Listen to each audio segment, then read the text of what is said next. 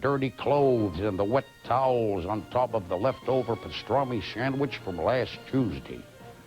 Well, that's exactly where I found them. So let's watch Judge for Yourself with Fred Allen. I'm afraid there's still a few smears of mustard on it, and if you don't like it, eat my shorts. It's the Fred Allen Show, Judge for Yourself.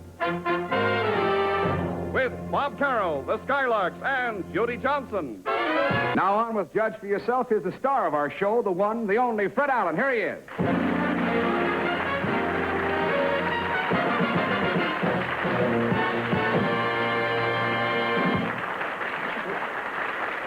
Thank you very much. Good evening, ladies and gentlemen, and welcome to Judge for Yourself. Well, I guess the outstanding news item for the past week was the successful explosion of the hydrogen bomb. The experiment certainly went over with a big bang.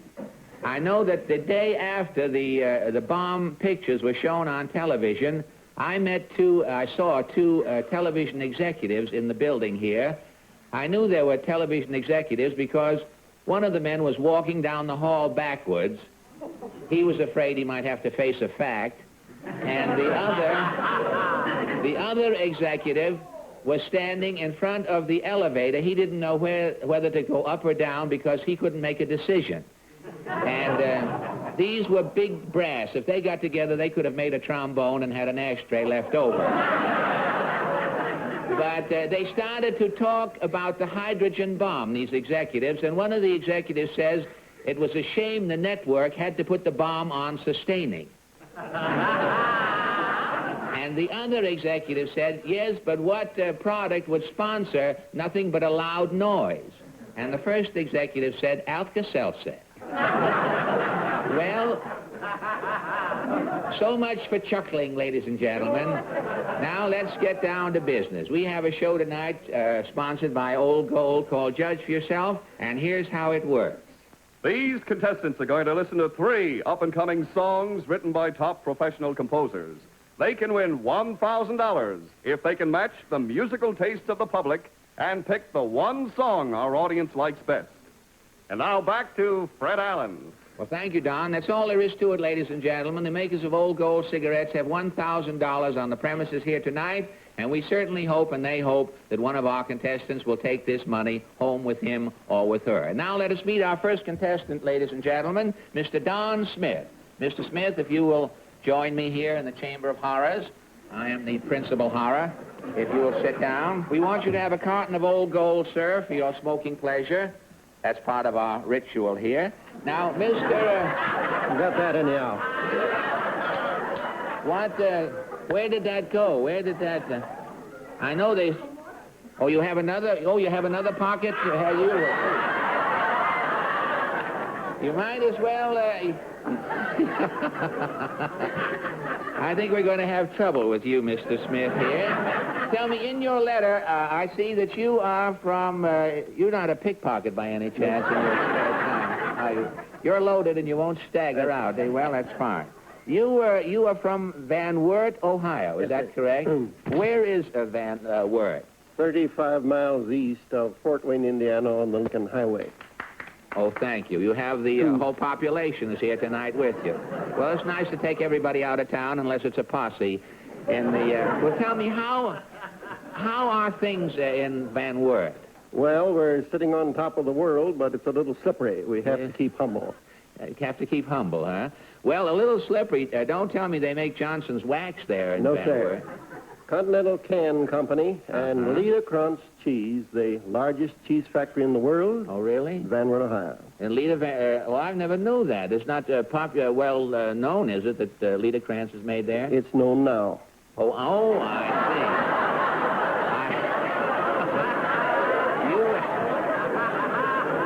You think that people are overhearing our program, do you? I hope so. Well, tell me, it seems to me that if it's been a secret up to now, that if you've been committing Liederkranz in that town, that somebody will finally get wind of it back there. But tell me, you mentioned in your name, in your letter also, Mr. Smith, that you have written a book called The Peculiarities of Presidents. Is this a political book, is it? Not a bit. on the oddities, the rare things in the lives of the presidents, how they lived and how they died. Their peculiarities. Oh, I see. Authentic. Authentic. $1 for every mistake you find in it. Well, Over the network. Go ahead. That's it's my turn, is it? Yes, sir. Well, thank you very much. Well, tell me. I wish you were the sponsor laughing like that. My future would be assured. Well, tell me, what are some of the peculiarities of some of our famous presidents in your book? Well, Thomas Jefferson always had the reputation of being a wealthy man. He really retired from the presidency $20,000 in debt. Oh, really? He spent 32 years in building a 33-room home. You have it on the Jefferson nickel, and died bankrupt. He died bankrupt, really? And I noticed, I was looking through the book before we started, I noticed that President Arthur had an idiosyncrasy, too. He was the fancy dresser, the nightclub man of the presidents. He had 80 pairs of trousers, but he didn't wear them all at once. Well, he certainly would have been rather lumpy had he done it. But if he owned 80 pairs of trousers, he certainly was protecting the seat of the government. I'll say that. But it's certainly been nice talking to you, Mr. Smith, and I'm going to go through your book thoroughly when we finish the show tonight. And now the time has come for you to test your skill at judging our songs. Our first song tonight is called The Man Upstairs. Now, don't run away. Don't walk out on before you've heard it. I mean, wait till you hear the thing. It's called The Man... you're not going to unload anything from another pocket by any chance. No, you're going to go over there in a minute. The first song is called The Man Upstairs. It's recorded recently by Capitol Records, and here are the Skylarks and Judy Johnson to sing it for you, The Man Upstairs. And you have to watch it.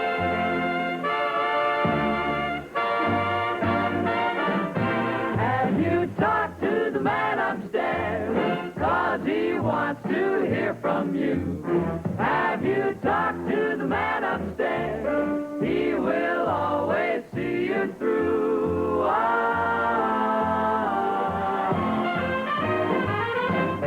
Now, if trouble ever troubles you, don't you run and hide.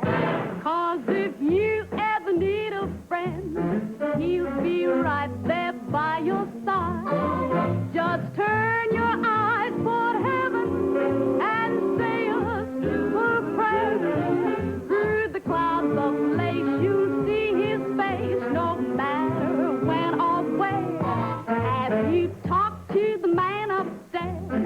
'Cause he wants to hear from you. Have you talked to the man upstairs? He will always see you through. Have you talked to the man? Have you talked to the man upstairs? 'Cause he wants to hear from you. Have you talked to the man upstairs? He will always see you through. He wants to hear from you. He will see you through. He wants to hear from you. He will always see you through.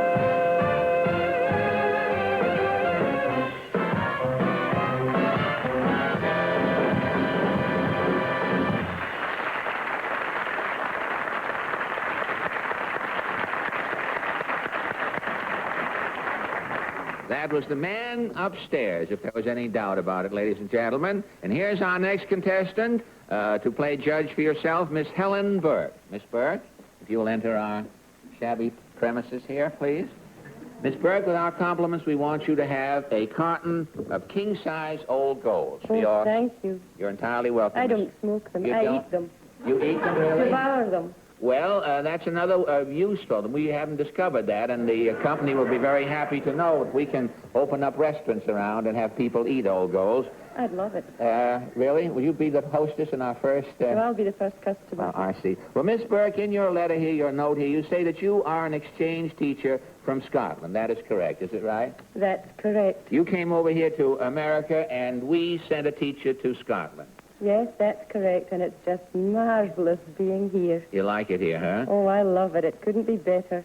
See, I always enjoy the Scotch people rolling their R's. You know, they have little casters on their words that roll around in there. That's right. Right. Well, how long do you intend to be here in our country? Well, only for a year, but Only a year. I wish it were forever. Well, who knows? Maybe you'll meet a nice American man and stay here forever. Well, if you hear of one, send him over. By the way, would you like my address for him? Yes, I would. I tell you what, if they ever have a groom left over on Bride and Groom someday, I'll ask them to save this character for you, and I'll take your address later on. Have you, of course, I'm married. I'm out of the Oh, suite. that's a pity. Really, you think so? Have you met any American men since you've been here? Yes, lots of them, but unfortunately none of them have been alone. Oh, none of them have been alone. No. Well, of course, you can't marry a quartet or a hockey team. No. Why can't you just sort of isolate one guy and sort of concentrate on him? Well, I need some help. I'm hoping somebody will help me in the search. Well, probably they will. We have shows in the daytime that take care of those problems and television. Say, since you've been in this country, tell me, what has been your greatest thrill? Well, a friend of mine took me out for lunch in New York about 4 weeks ago to a hotel in the city. Uh-huh. And sitting at the next table to us having his lunch was Mr. Truman. Oh, Harry Truman? Yes. The TV performer? Is he? Well, tell me, he was having lunch. Was Harry eating one of those red herrings that he used to mention when he was in office? I didn't pay attention to what he had on his plate, but I enjoyed seeing him. Well, did you get a chance to talk to Mr. Oh, Truman? yes. Did you really? He asked my name, and he wrote it down. No kidding. Uh-huh. You don't think that Mr. Truman is going to run in Scotland next year by any chance? Well, it wouldn't be a bad idea. Well, tell me, have you had any time to do any sightseeing since you've been here? Oh, yes. And the biggest thrill of all was Uh-huh. going up to the top of the Empire State Building. Did you like that? Oh, it was wonderful, and well worth the $1.20 that I paid to go up. That's a lot of money to a Scotch woman. Well, I guess it is, $1.20 to go up on top. I never can figure out the whole theory of the Empire State Building because every year hundreds of people come over to New York from New Jersey to go up and pay $1.20 to go on top of the Empire State Building to look back at New Jersey again. I've never figured it out. But I hope you have a pleasant stay here and that you will have your wishes fulfilled as far as the marriage department is concerned. Well, remember to send the man over if he... I will send if he can walk. If he can get up off the ground and walk. Even if he's in a wheelchair. And if it's downhill and he's in a wheelchair, I'll surely send him. As long as he's a man. Well, it's been nice talking to you, and now your time has come to test our songs, Miss Burke. Our second song tonight is a rhythm ballad called It Happens to Be Me. And here's Bob Carroll to sing it for us. It Happens to Be Me. Thank you very much.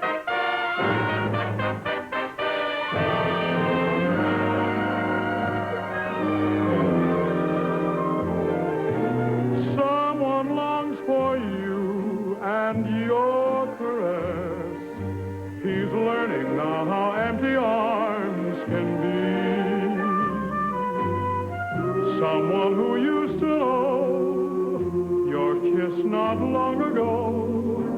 That someone happens to be me. How he misses you and must confess.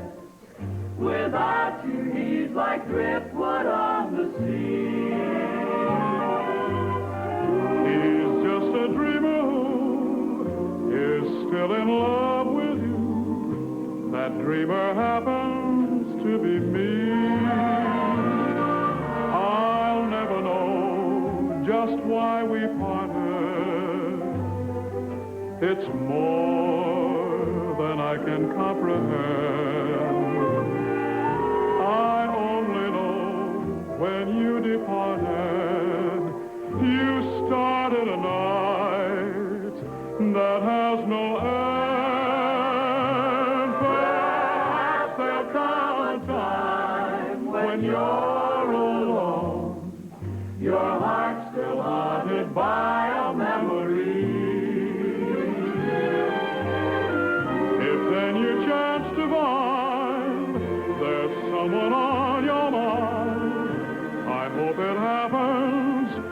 only me. I hope it happens to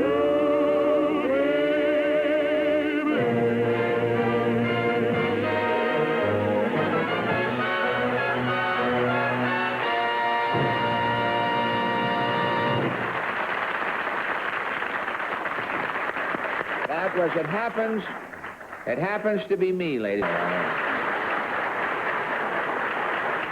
Thank you, Dennis. And now, ladies and gentlemen, here's our next contestant, Miss Sue Mays. Miss Mays, you were a little early. You didn't come through on time. But we want you to have a carton of Old Golds for your smoking pleasure. Now, in this little note here, I see that you are a nail line hostess. What company are you with? TWA. TWA, really? What, do you enjoy your cloud chores? Do you? Oh, yes. You do? It's terrific. It's really the life for a girl just out of college. And you meet so many interesting people on the plane. Oh, really? Well, what? You mean celebrities? Do you Yes. fly to Hollywood? Where do you fly? Where's your flight? Right now I'm flying between Kansas City and New York City. Oh, are there many celebrities coming out of Kansas City? Oh, yes. Tell me what... They've been escaping me lately, I guess. Tell me, what celebrities have you had on your plane recently? Let's see, Marion Marlowe. Marion Marlowe, really? Yes. Yes. Coming out of Kansas City, huh? And the Cisco Kid. The Cisco Kid, really? Yes. Harry Truman. Harry Truman. He was just eating in the last interview I had. He's up in the air now. And Senator McCarthy. Oh, Senator McCarthy. Well, he's everywhere, isn't he? I imagine, with Senator McCarthy, I imagine the senator took a seat in the plane where he could keep an eye on the left wing.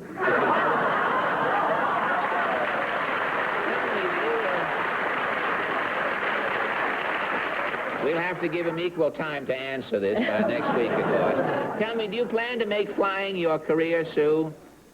Yes, for approximately 5 more months. Then I plan to be married. Oh, congratulations. Well, after you get married, of course, the only time you'll fly is when you fly off the handle, I imagine. Tell me, do you think your airline training will come in handy when you get married? Oh, quite definitely. One of the main things is that it teaches you how to get along with all sorts of people. Oh, well, you're only going to have to get along with one husband. That's no problem. There is only one other thing, Sue, that I would suggest. At meal times, remember to set the table for your husband. Don't think you're ever back on the plane and dump the food in his lap, because that might be disastrous. Well, I certainly wish that you have a happy, long married life on the ground or in the air, wherever you're going to live. And I want to wish you the best. And I want to tell you that now the time has come for you to test your skill at judging our songs. And our third song tonight is a beautiful ballad called If You Love Me. It's been nothing personal, of course. It's been recorded by 4 or 5 companies. I guess the 2 or 3 didn't get it properly. The needle was dull or something. But it seems they're pretty well destined to become a hit, according to my little chart here. And here is Judy Johnson to sing it for us, If You Love Me.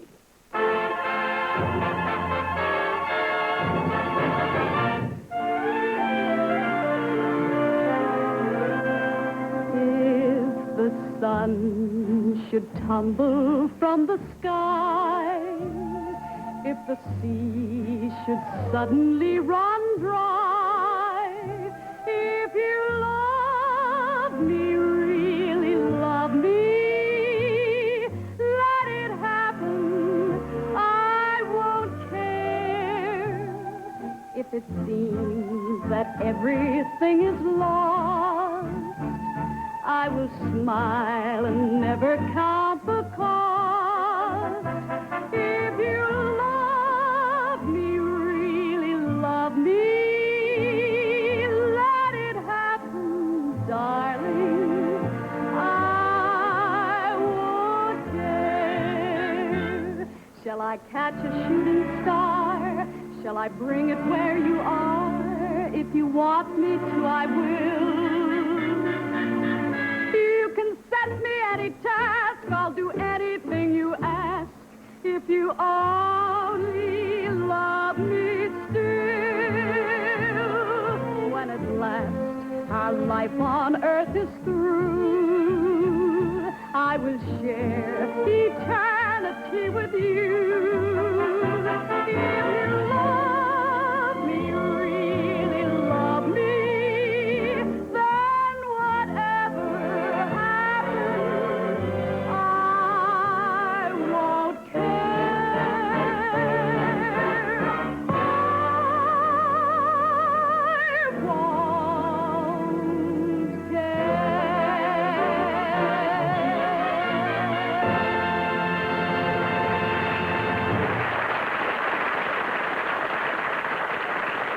judging time. If any of our contestants can pick the one song our audience likes best, he can win $1,000.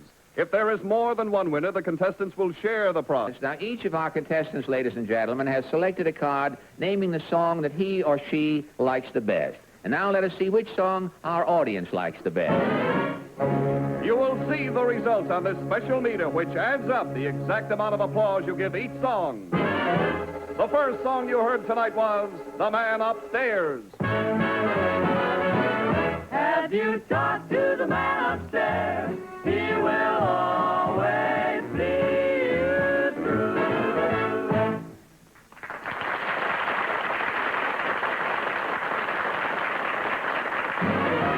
Our next song was It Happens to Be Me.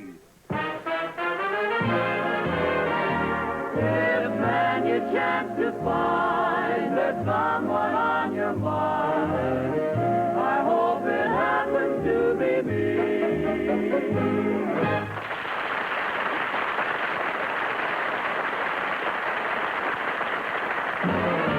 Our last song was If You Love Me. If you love me, really love me, then whatever happens, I won't care.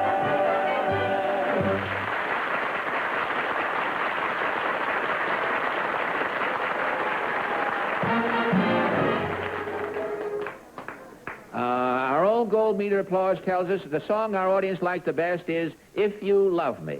And now let us see if any of our contestants have selected the winning song. Mr. Smith, which song have you... Oh, I'm sorry, sir. Miss Burke, which song have you selected? If You Love Me. Congratulations. And Sue, what song have you selected? It happens to be me. Oh, I'm terribly sorry. The contestant who matched the audience tonight is Miss Helen Burke and wins $1,000.